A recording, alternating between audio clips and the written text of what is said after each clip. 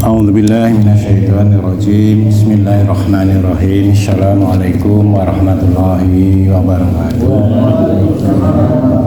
Innal hamdalillah nahmaduhu wa nasta'inuhu wa nastaghfiruh wa na'udzu billahi min shururi anfusina wa min sayyiati a'malina. May yahdihillahu fala mudilla lahu wa may yudlil fala hadiya lahu. Asyhadu an la ilaha illallah wahdahu la syarika lahu wa asyhadu anna Muhammadan abduhu wa rasuluhu. Allahumma shalli ala Muhammad wa ala ali Muhammad kama shallaita ala Ibrahim wa ala Ibrahim fil alamin innaka Hamidum Majid. Alhamdulillah Bapak Ibu sekalian, pagi hari ini kita senantiasa dikaruniakan kesehatan yang prima sehingga bisa hadir, bisa menghadiri, bersemangat untuk hadir dan bersemangat untuk mengajak keluarnya hadir gitu ya, mengajak keluarganya untuk hadir sholat berjamaah subuh di masjid. Alhamdulillah, mudah-mudahan ini tetap menjadi semangat, tetap dikaruniakan semangat bagi kita dalam melaksanakan dan meningkatkan ketaatan kita kepada Allah Subhanahu wa taala. Alhamdulillah Bapak Ibu sekalian, sebelumnya saya mohon maaf kepada para jamaah, para panitia korban gitu ya. Karena saya nggak bisa datang pada saat pemotongan hewan korban, motong-motong dikit pun nggak bisa. Karena alhamdulillah Bapak Ibu sekalian, sebagaimana yang sering saya sampaikan, bagaimana kita menyikapi kalau kita itu sering mendapatkan kebahagiaan itu mengucapkan alhamdulillah. Orang menyebut mendapatkan sakit, ucapannya apa? Alhamdulillah. Ayo kita coba sekarang itu. Jadi apa yang saya sampaikan kemarinnya itu, Allah menguji, mengingatkan kepada saya, sekarang kamu saya kasih sakit, sekarang ucapanmu apa gitu ya. Saya berusaha mengingat-ingat mengucapkan alhamdulillah diberi sakit, yaitu sakit herpes Bapak Ibu. Pernah kenal sakit herpes? Herpes. Herpes itu kayak cacar, tapi bukan cacar. Kalau cacar itu kan menurut ilmu kesehatan sekali kena maka dia akan mempunyai imun untuk selamanya gitu kan ya. Kalau herpes kan enggak, bisa kembali. Herpes itu melenting-melenting kayak kena api gitu kan ya. Nah, itu yang diserang adalah sarafnya. Jadi kesenggol dikit itu minta ampun, seluruh sarafnya kerasa gitu kan ya. Jadi begini itu serang gitu, kerasa banget gitu. Nah, ketika serang gitu, itu saya berusaha mengucapkan alhamdulillah itu sakitnya. Jadi usahakan jangan mengucap aduh, jangan begitu. Nah, mudah-mudahan kita nanti kalau pernah kena sakit lagi itu jangan mengucapkan aduh sakitnya, kira-kira jangan begitu ya. Kita berusaha mengucapkan alhamdulillah masih bisa merasakan sakit gitu loh. Karena apa? Karena pikiran kita akan mengelola nantinya bahwa ini adalah bagian dari merontokkan dosa-dosa kita, kan itu yang sangat kita harapkan kan itu. Dan alhamdulillah Bapak Ibu sekalian, atas wasilah doa dari Bapak Ibu sekalian, sakit herpes itu kalau dulu saya biasanya 14 hari sampai 1 bulan baru kering. Kemarin alhamdulillah wasilah dari Bapak Ibu sekalian itu 5 hari. Alhamdulillah nggak jadi merembet kemana-mana, jadi hanya sekitar di sini sampai belakang udah 1 baris gitu. Kalau herpes itu kan kiri semua gitu ya, kanan semua gitu. Nah itu sedikit gitu, alhamdulillah 5 hari kering. Dulu Bapak Ibu 14 hari sampai sebulan itu, oh itu nggak mandi nggak bisa, jadi cuma disipin begitu. Kalau sujud minta ampun gitu, karena kan ketarik ya, sujud rukuk kan ketarik, wah itu minta ampun gitu. Kalau dulu mengaduh. Nah alhamdulillah kemarin dapat dari ustaz kita gitu kan ya, dari alhamdulillah. Karena sakit yang kita tarik itu bagian dari perontokan dosa-dosa kita. Alhamdulillah, mudah-mudahan begitu ya. Amin. Yang kedua disampaikan tadi apa itu Pak Abdul Majid, Bapak Ibu saya senang sekali disampaikan. Siapa yang ingin mempunyai kebun kurma? Ada yang ingin? Nggak ada ya? Semua pengen dong, masa nggak mau pengen? Ternyata caranya mudah kata Ustaz Majid tadi. Apa itu? Subhanallah wa bihamdihi. Kita sudah menanam 1 biji kurma di alam akhirat. Gampang banget ya. Berarti kalau dalam doa pagi dan petang itu 100, ya kita setiap hari bisa 100 nih, 200. Masya Allah, begitu nikmatnya ya.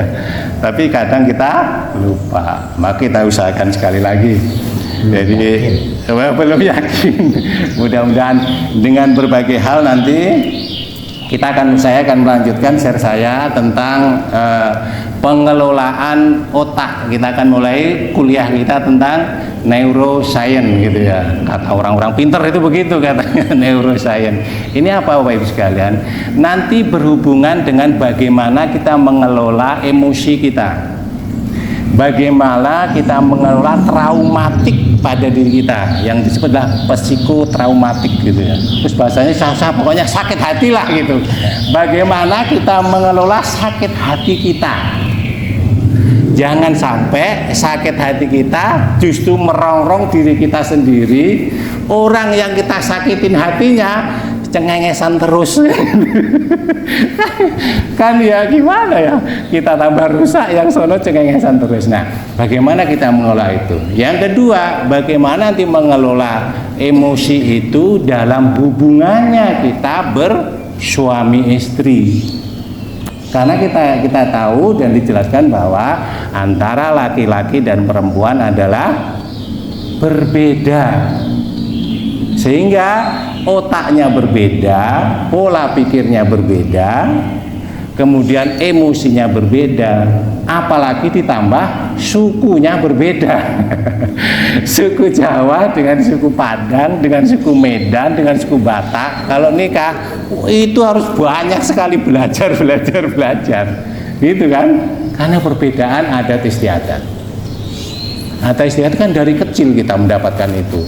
Ada istiadat di Medan dengan istiadat di Jawa ya jauh kan gitu. Nah itu perlu belajar. Nah itu perlunya pengelolaan, kita memahami kajian-kajian tentang pengelolaan emosi. Nah itu dasarnya adalah ilmu tentang otak kita gitu kan ya. Baik Bapak Ibu sekalian, kita awali salah satu sebagai dasarnya adalah a'udzubillahi minasyaitonirrajim. Laqad khalaqnal insana fi ahsani taqwim. Bahwa sungguh kami Allah telah menciptakan manusia dalam bentuk yang sebaik-baiknya. Artinya menciptakan diri kita, yang kemarin kita sampaikan, diri kita terdiri dari bentuk fisik kita, bioplasmik dan lainnya, itu ternyata diciptakan oleh Allah dalam keadaan yang sebaik-baiknya. Mengapa perbedaan terjadi? Nah itulah yang perlu kita pahami nantinya gitu kan. Sehingga semakin banyak kita mendapatkan informasi, mudah-mudahan akan menjadi lebih baik. Kemudian yang kedua, alladzi khalaqas sab'a samawati ya, dan seterusnya, yang menciptakan 7 langit yang berlapis-lapis. Tidak akan kamu lihat sesuatu yang tidak seimbang dalam ciptaan Allah yang maha pengasih. Kemarin dulu saya pernah menyampaikan bahwa cacat yang sempurna. Pernah saya menyampaikan itu? Pernah ya? Nanti kita ulang lagi kalau lupa. Maka lihatlah sekali lagi adalah kamu tidak akan melihat sesuatu kecacatan dalam ciptaan Allah.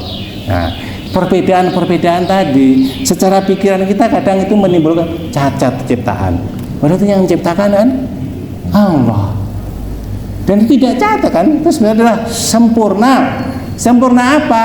Sempurna untuk yang diciptakan itu. Bagi orang lain bisa saya tidak. Saat ini misalnya, mohon maaf, saat ini lagi viral itu siapa itu?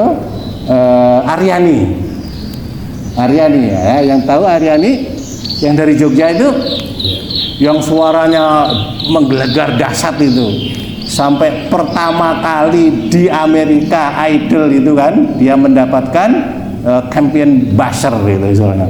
Itu belum pernah terjadi di Amerika itu, dalam lomba itu seseorang mendapatkan itu. Meski dia nanti untuk mengejar award Grammy itu masih beberapa tingkat lagi. Itu suaranya dahsyat. Dan ternyata dia adalah tunanetra. Tunanetra bisa main piano dengan dasarnya gitu ya, bisa menirukan suara-suara penyanyi top internasional, koriknya bagus banget juga gitu. Koriknya bagus banget. Nah artinya apa? Kita melihat dia itu tunanetra, tapi kan kita bilang itu adalah cacat kan begitu. Ternyata itulah kesempurnaan, dikaruniai yang lebih dari itu. Nah itu tentang cacat sempurna, nanti kita bahas lagi ya. Baik Bapak Ibu sekalian, kita mulai kuliah otak kita. Itu banyak banget, kita ringkas-ringkas saja. Saya juga nggak paham sebenarnya karena saya bukan ahli otak. Saya meringkas dari yang saya baca beberapa di buku-buku dan di internet ya. Otak kita itu terbagi atas 3 bagian utama, yaitu otak besar. Jadi otak besar itu di sini, di atas ini ya. Otak besar, sebutnya cerebrum, ini bahasa Latinnya. Kemudian otak kecil, ya kan? Tadi otak besar berarti ya memang ukurannya besar. Kemudian otak kecil, ya otak kecil atau cerebellum. Otak kecil itu di sini, di belakang. Ya, otak kecil di belakang sini. Ya kecil gitu. Kalau otak besar kan gede. Otak besar itu beratnya sekitar 1,1 sampai 1,3 lah gitu. Kalau wanita itu 1,1, kalau laki-laki 1,3 lebih besar. Tapi itu bukan berarti laki-laki dengan otaknya yang lebih besar lebih cerdas dari wanita, bukan. Tidak ada korelasinya. Gitu. Tapi kalau nggak tahu, belum ketemu kenapa otak laki-laki lebih besar daripada otak wanita. Gitu. Tapi kalau kita urut, menurut ilmunya mereka itu dari dulu, dari zaman dulu ternyata otak manusia diciptakan menjadi juga lebih kecil. Kalau orang dulu kan gede-gede gitu kan ya, tinggi-tinggi. Bahkan Nabi Adam itu setinggi pohon kelapa kan gitu kalau kita kira-kira lah gitu. Masya Allah. Berarti otaknya juga besar. Nah, nanti fakta tentang keunikan otak kita nanti kita selentrehkan satu-satu. Kemudian yang berikutnya adalah batang otak. Batang otak itu di sini, di ujung leher dengan ujung otak. Ujung leher dengan ujung otak itu, jadi merungkel di sini sampai di bawah.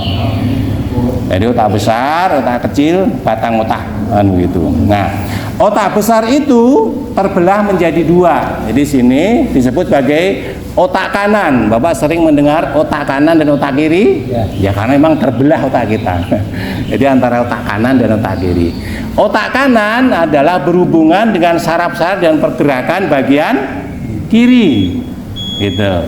Sebaliknya otak kiri kita berhubungan dengan pergerakan bagian kanan. Nah, gitu hasil dari neuroscience itu. Otak besar ini banyak fungsinya karena memang namanya otak gitu ya. Jadi memulai segala pergerakan, ya. Kemudian mengendalikan pergerakan. Nah, misalnya begini, ini mengendalikan gerakan kita, memulai tadi.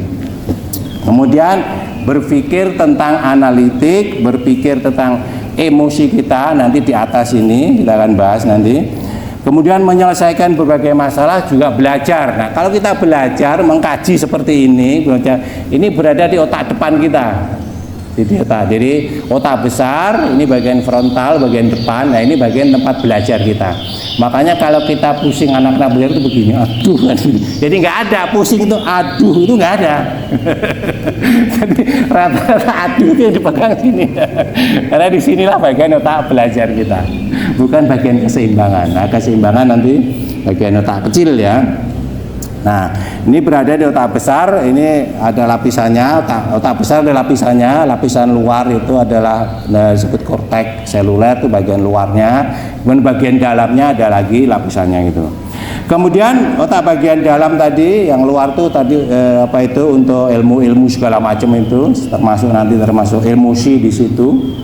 Kemudian bagian dalamnya berhubungan dengan sel-sel saraf, kemudian neuron, myelin dan lain sebagainya yang berhubungan dengan otak kecil, berhubungan dengan batang otak, berhubungan sumsum tulang belakang dan berhubungan dengan seluruh jaringan saraf di dalam organ tubuh. Jadi dari sini mulanya ke seluruh tubuh itu ya. Kemudian otak kecil tadi ya. Otak kecil itu berada di bagian belakang tadi. Kemudian ini mengatur keseimbangan kita, ya, dan sinkronisasi gerakan. Makanya kita harus menjaga otak kecil kita, jangan sampai goncang. Makanya di dalam, mohon maaf tuh, dalam tinju otak kecil itu paling dijaga. Karena kalau sekali kena pukul gitu, dia sempoyongan gitu, keseimbangannya goncang. Karena otak kecil mengandung keseimbangan. Begitu juga otak kecil ini sangat sensitif terhadap alkohol, ya. Makanya orang-orang kalau minum alkohol, minum khamr itu, mereka mempengaruhi otak kecil ini sehingga keseimbangannya goncang. Maka jalannya menjadi kayak dewa mabuk kan gitu, karena otak kecilnya tergoncang. Gitu. Nah, kemudian batang otak, ya. Batang otak tadi kita sampaikan berada di bagian bawah lagi. Ini adalah berhubungan dengan gerakan lingkungan terhadap ancaman dirinya sendiri, ya. Gerak refleks, insting melindungi dirinya sendiri, gitu. Berperan dalam memproduksi air mata. Jadi air mata ternyata dari sini produksinya. Dari sini. Mengatur keseimbangan dan ekspresi wajah. Mau ketawa itu yang ngatur ternyata batang otak, bukan otak di sini, bukan. Jadi otak di belakang. Nah, mengatur fungsi kelenjar biologis, ya, seperti irama detak jantung. Nah, ini irama detak jantung. Makanya kita harus hati. Makanya kalau dalam film-film perang, mungkin yang pernah ikut silat, ikut karate gitu ya. Di mana titik vital manusia yang paling lemah? Itu kan diajari kan? Satu adalah alat reproduksi. Nah, itu menjadi sasaran. Makanya kalau kita tanding di gor-gor itu dipakai kayak batok gitu. Kayak batok itu kemudian ditalikan di sini untuk di belakang. Supaya kalau tertendang tidak sengaja gitu kan. Enggak ada, itu sebenarnya kan kesalahan fatal itu. Mendang itu nggak boleh itu, mendang reproduksi peraturannya. Tapi kalau tertendang secara tidak sengaja itu terlindungi oleh batok kelapa tadi gitu. Ada yang pernah tanding? Nah, kalau belum pernah, lihat nanti kalau itu ada, ini bendol pasti gitu. Nah, itu untuk melindungi ininya, reproduksi. Kemudian yang kedua adalah ulu hati. Ulu hati ini termasuk yang lemah. Ulu hati di sini ya. Jadi ulu hati, makanya di dalam silat atau karate itu ada dalam tinju pun kadang-kadang itu kan ada apa itu pukulan swing istilahnya. Pukulan swing ya. Ini memukul ulu hati.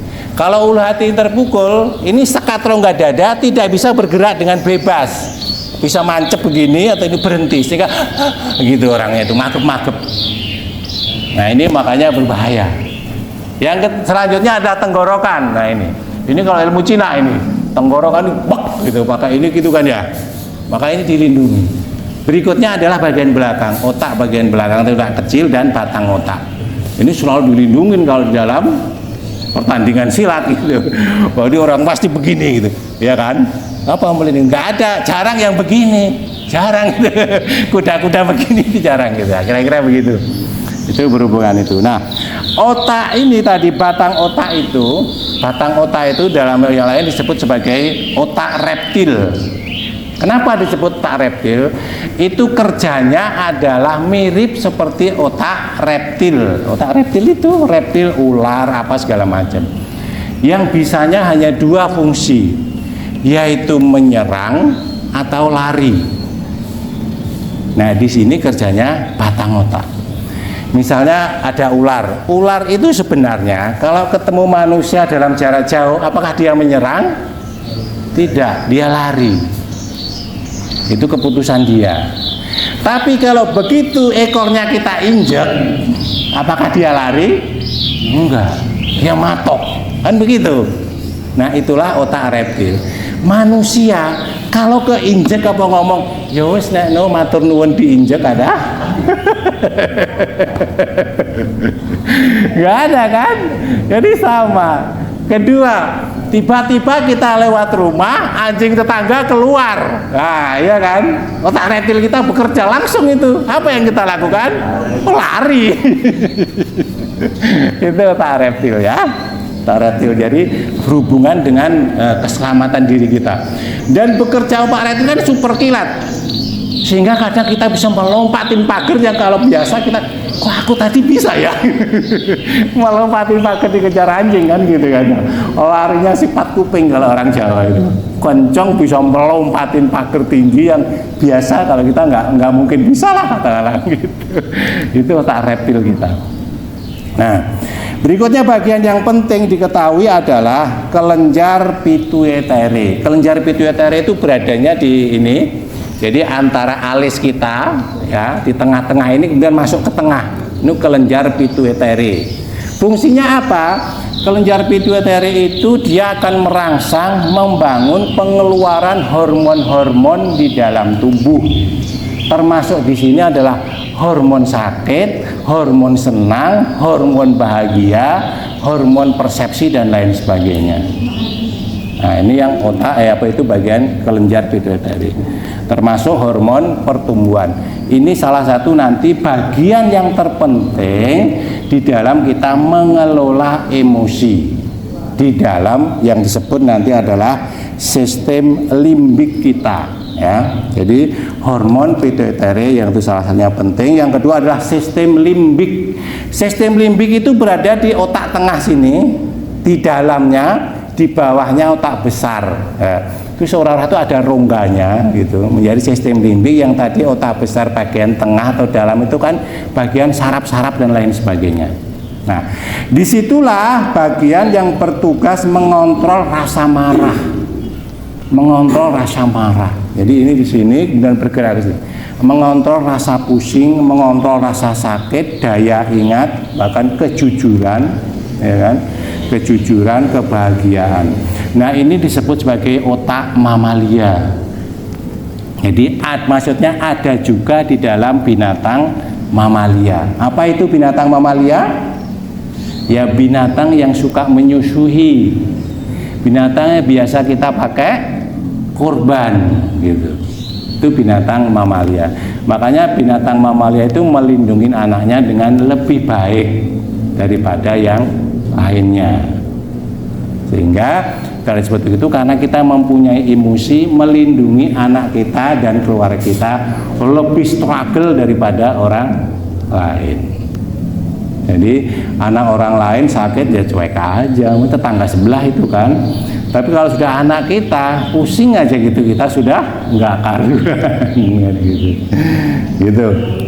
Nah, makanya karena ada sistem seperti itu, di Al-Quran juga salah satunya nanti menjadi rujukan kita di dalam surat Al-A'raf 179, dan sesungguhnya kami jadikan untuk isi neraka jahanam adalah berupa jin dan manusia. Mereka itu mempunyai hati, mempunyai kolbu, ya kan? Tapi tidak dipergunakan untuk memahami ayat-ayat Allah. Mereka mempunyai mata, tetapi tidak dipergunakan untuk melihat tanda-tanda kekuasaan Allah. Dan mereka mempunyai telinga, tetapi tidak dipergunakan untuk mendengarkan ayat-ayat Allah. Mereka itu adalah sebagai binatang ternak, bahkan mereka lebih sesat lagi. Mereka itulah orang-orang yang lalai, ya.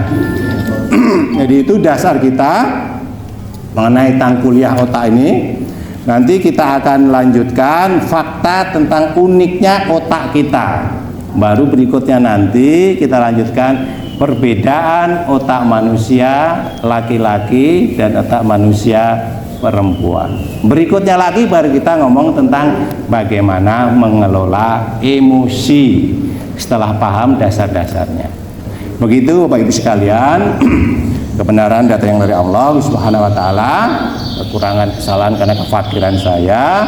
Mudah-mudahan bermanfaat. Billahi taufiq wal hidayah. Wassalamualaikum warahmatullahi wabarakatuh.